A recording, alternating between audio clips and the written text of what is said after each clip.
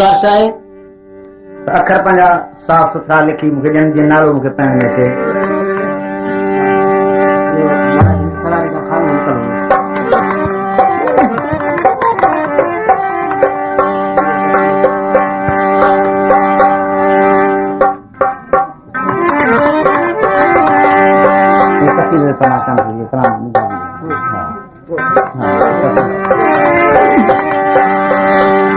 खत ॾिसी ओ खत ॾिसी शबीर सां खत ॾिसी शबीर सां ज़ैनब रवानी थी पई। करबला जी बेमिसल करबला जी बेमिसल यारो कहानी थी पई। घर लुटो खातून जो उन जो नतीजो ही थियो त दीन अहमद जी वरी कामिल जवानी थी पई।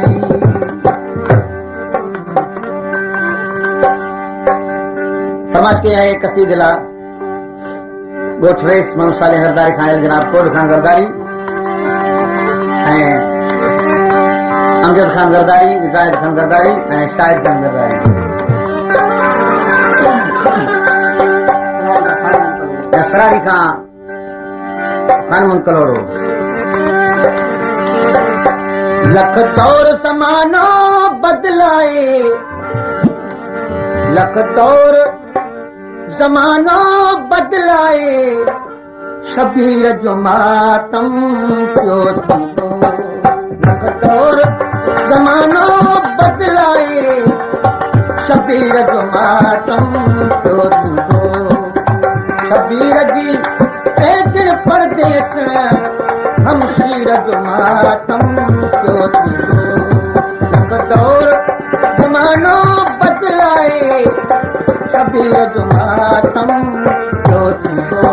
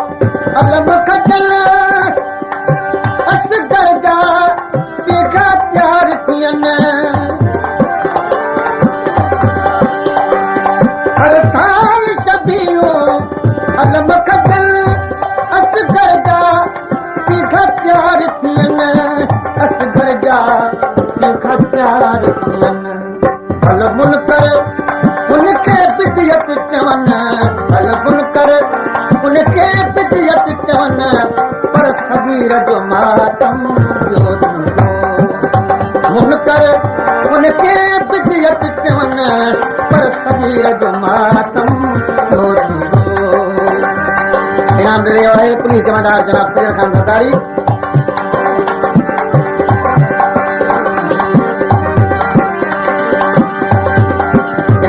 जनाब गुलाम खान गरदारी रियाज अली खान गरदारी।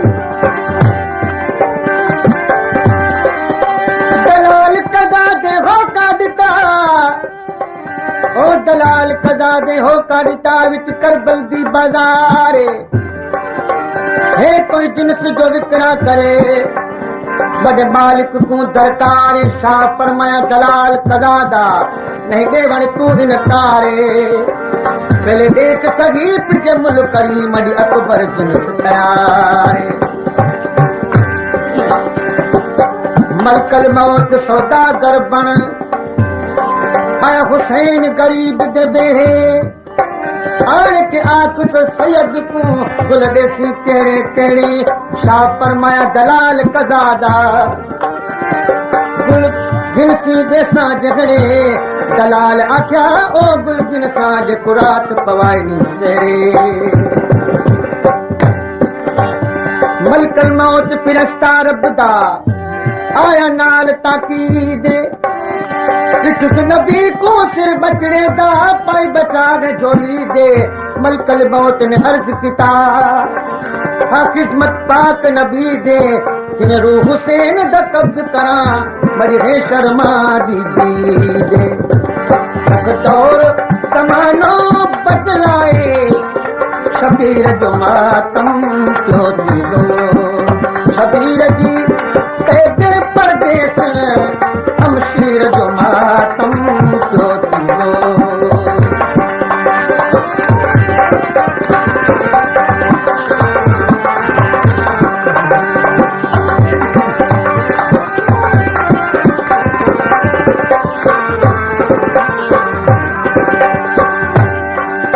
समझते यार जनाब कोल खान सरदारी जनाब मेराब खान सरदारी कुरान जा बरका क्या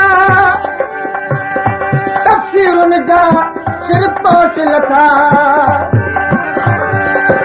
कुरान जा बरका क्या तफसीर जा सिर पोश लथा वो तफसीर जा सिर पोश लथा मिस्ताक मुरीदुल्लाह गुस्सदी तस्वीर जो मातम पियो थींदो लख दौर ज़मानो बदलाए शबीर जो मातम पियो थींदो